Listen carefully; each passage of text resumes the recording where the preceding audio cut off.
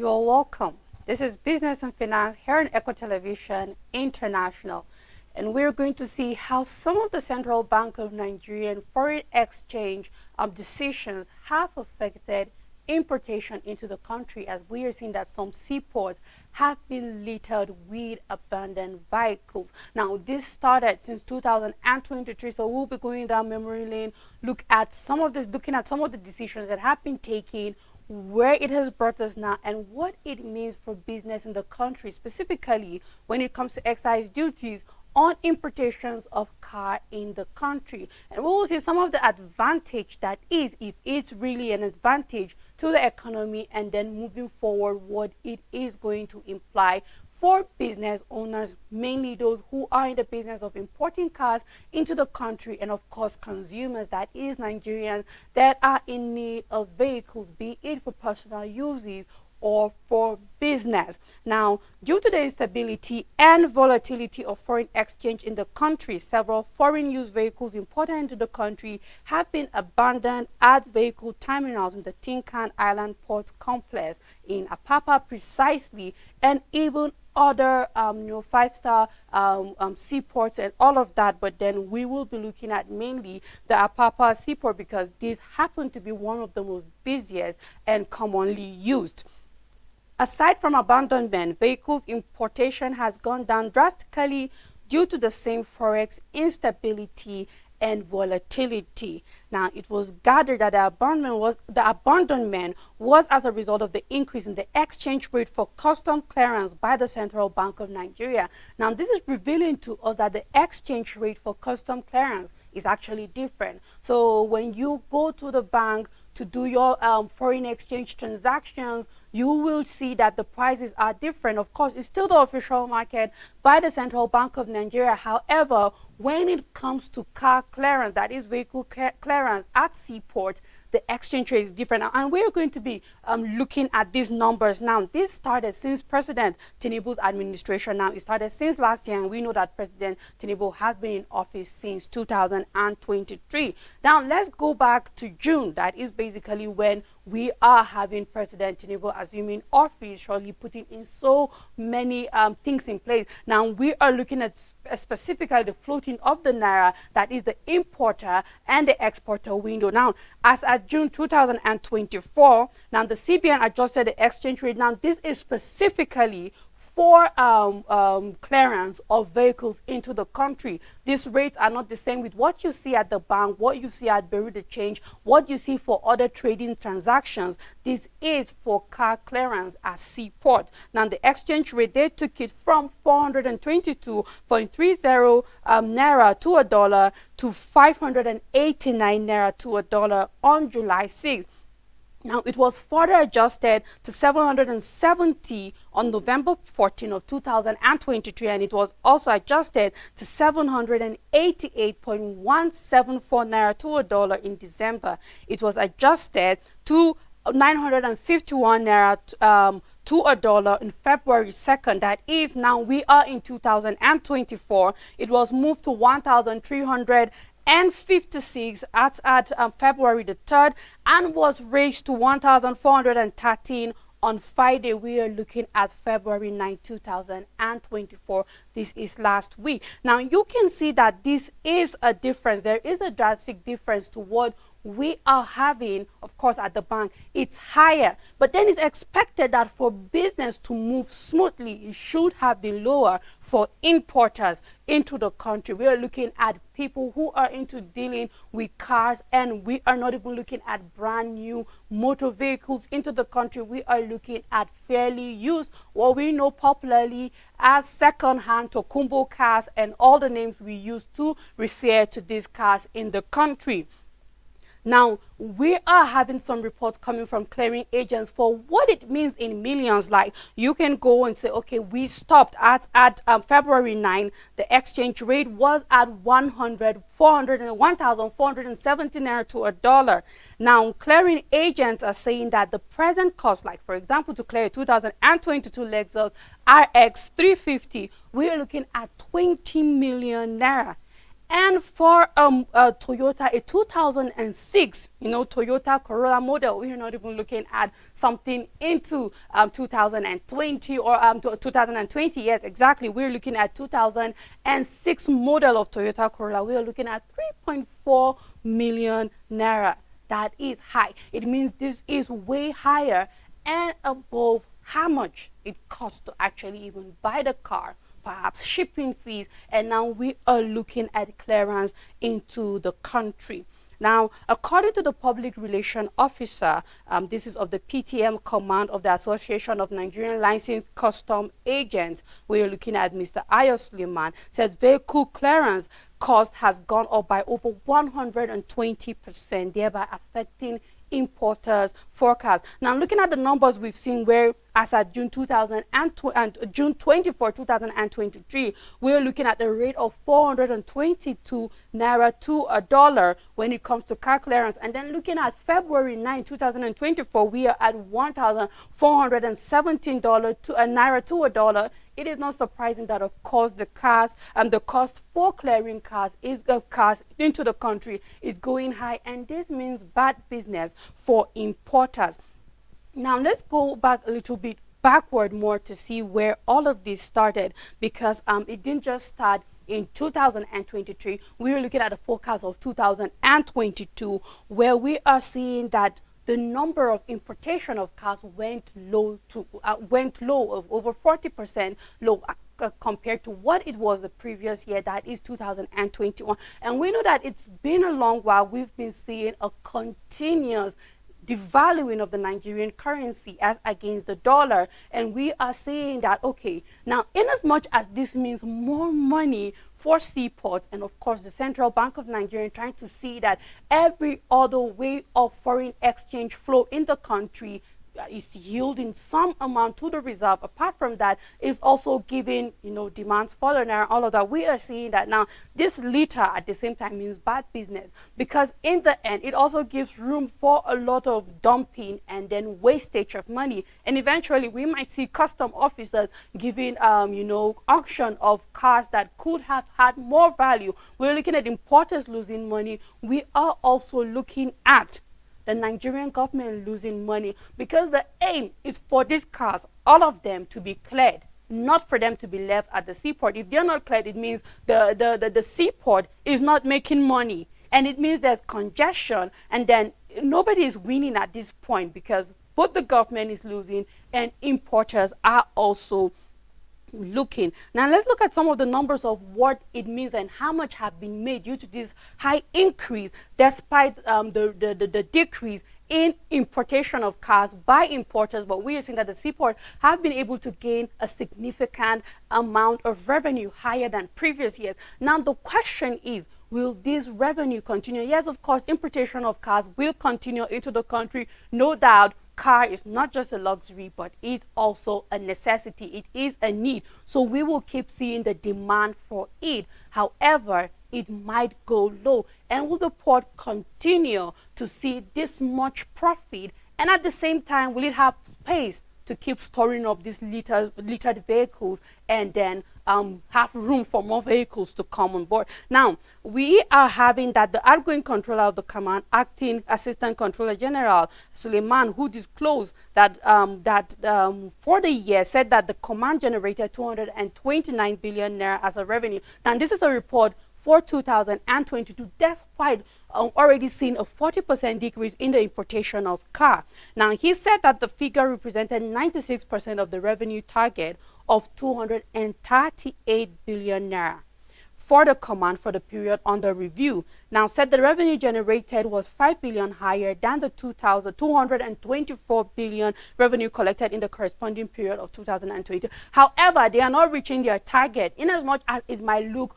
5 billion higher than what was made in 2025. We are seeing that the target given to the seaport is to be able to generate 238 billion naira. However, they're able to generate 229 billion naira, which is higher. This is for 2022. So in 2021, they generated 224. So we're looking at 5 billion higher. However, they are not reaching their quota for what is expected.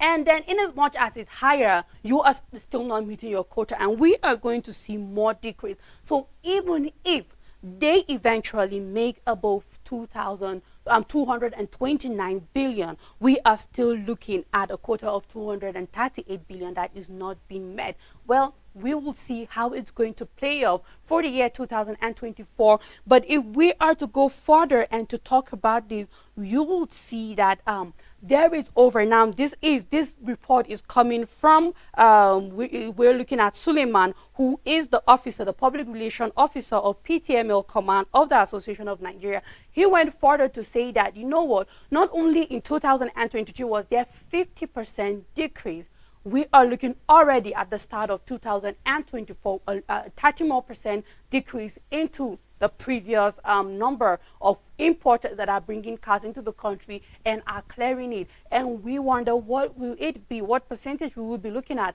the end of 2024? Because it looks like importers are, you know what, let the custom have it, let the seaport have it. We can abandon this car. I can't get a car for 1 million and then come and clear it for 3.4 million. That's bad business. It doesn't make sense. How much am I going to come and sell it? And all of that. Despite the demand, I believe that Nigerians will always find a way. And in as much as car is a necessity, at the same time, there is also have to be affordability in play. And if it's not, we'll just find our way around. But this only proves one thing, that even when it comes to consumable goods such as our vehicles, we are seeing a decrease in the standard of living. That is, people who could afford a car some 3 years ago probably cannot afford that kind of car with the amount it's going for in the market as it is now. So in everything, it's not just in the it's not just in the prices of food in the market or goods and services. We are also looking at transportation going high, and this just means that, you know what, we are having a standard of living going down at every area. Now, in line with importation and exportation, we are seeing that U.S. is to lift ban on Nigerian vessel and gives a 3-year plan. Now, the United States Coast Guard the previous week offered Nigeria a 3-year plan to work with the Nigerian Maritime Administration and Safety Agency for the removal of the condition of entry placed on American-bound vessels from Nigeria. Now, we're looking at Cadet Juliet Hanson at the UCG headquarters in Washington, D.C. disclosed this during a peer review visit by the delegation from NIMASA. So Houston announced a biannual assessment of compliance level with ISPS implementation of Nigerian port working with NIMASA. So we are seeing that now these are U.S. bound vessels from Nigeria going to the United States of Nigeria. So it's not like our vessel going there, is their vessel going back to them, and there have been a ban on it. But then we are seeing that there's going to be an uplifting of that ban, a 3-year ban, to just make, you know, easy flow of transaction for both the United States of Nigeria and then Nigeria. Now, we are seeing also that there's forex inflow going up by 66.7%. Now, this is at our exchange market, the NGX precisely. Now, foreign exchange inflows into the Nigerian autonomous foreign exchange market surged by 66.7% last week. Yeah, the previous week we are looking at $2.2 billion rather, after banks complied with the new directives of the Central Bank of Nigeria. Yes, Cardoso have been putting in a lot of things in place, and we are seeing that the inflow is going high by 66.7%. Now, in as much as this inflow is going high, we are still having the currency depreciating, both at the parallel market and at the unofficial market. Now, we are looking at a 2.3% dip in the Naira value. Despite this bountiful supply, yet we are still seeing a fall in the currency in the country as it is now. Now, the Central Bank of Nigeria has issued a series of circulars and guidelines with new microprudential limits for net open positions, as well as removing restriction on international money transfer operation, exchange rate codes as part of efforts to boost liquidity and curb the volatility in the foreign exchange market. Now, by the end of the week, inflow of dollars at the NAFEM window which is also known as the investors and exporters window, surged to $2.2 billion.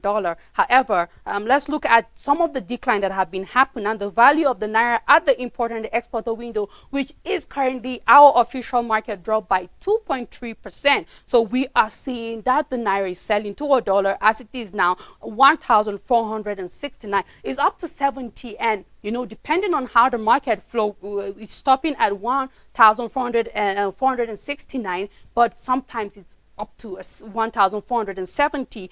And then we are seeing at the unofficial market, that we are looking at the parallel market, we are looking at 1,470. Now, something is beginning to happen concerning the exchange rate. We are seeing a slight difference compared to how the gap has been when it comes to the official market and then the parallel market. We are seeing a slightly different gap. So if we are still able to have at the official market the dollar at 1,469.97 naira to a dollar, and then at the parallel market we are seeing it at 1,470, then we are seeing that there is a gap that is closing in. Now, let's not forget, I just hope that this stays as it is, because let's not forget that one of the major reasons behind the policy of floating the currency is to have a unified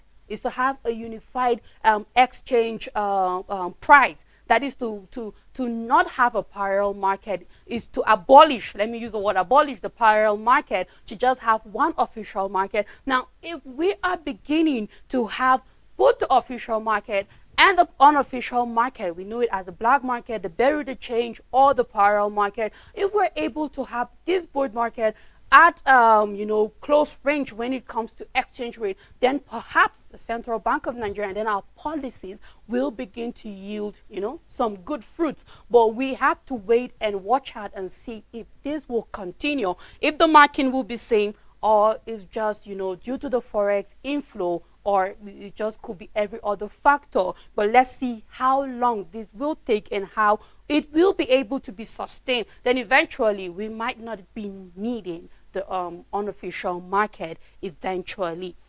Now, higher prices of everything is taking a toll on businesses, on households, it's taking a toll on individuals, it's taking a toll on everything in the country. And we would like to look at how it has been for businesses. And we are seeing that businesses have to go and survive on loans. And we are seeing that borrowings from banks have risen to over 52%. And we are also seeing interest payment is rising and up to 32.3% to over 589.62 billion naira. That is high. 332.3% is very high on interest payment. But businesses are left in a position where they have nothing to do but to go back running to the banks because they have to keep their business afloat.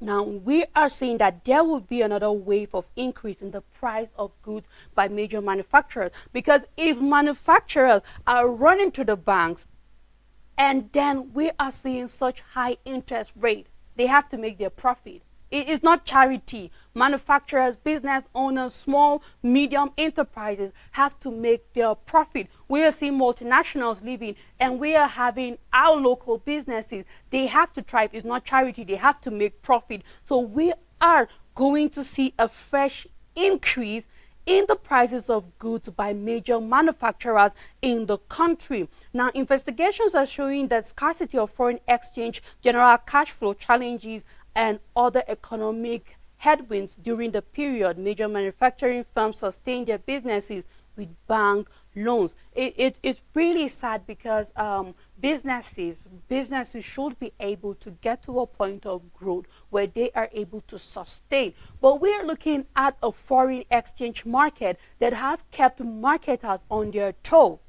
We're looking at importation of raw materials. We are looking at subsidy removal of fuel. So even if there was a business which once could sustain itself by capital, profit, and interest, generated revenue within the country or within the business, we are seeing that with all of this instability, businesses will still have to run back to the bank to be able to sustain, because now we are looking at an exchange rate that have gone outrageously high above what this business was operating with in the first place. Now you can only imagine what this means for businesses, and we can never stop talking about how we are yet to have the MPC meet so that we will know what the MPR will be. You know, we didn't have it for December, we are yet to have it for January, and we are in February 2024. So we just have to wait and see what is going to be. We are looking at an inflation that is at 28.92%.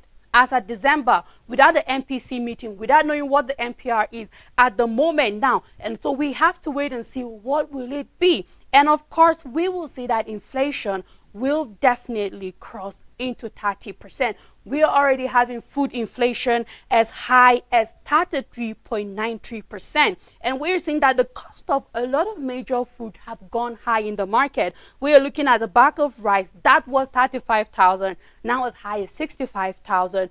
And as at this morning, in some places, it's 77,000 to a bag of rice. And then we're also looking at flour that was 28,000. We are looking at it at 50,000. These are prices in February 2024 as compared to what we were having in 2023. We're looking at a bag of onions. Onions have literally become gold in Nigeria, and it has skyrocketed to over three times what it used to be in 2023. We can talk about a bag of beans where in some states we are looking at it as high as over 100,000 naira to a bag of beans. And no wonder Nigerians have to say goodbye to balanced diet. It's just let's eat and survive.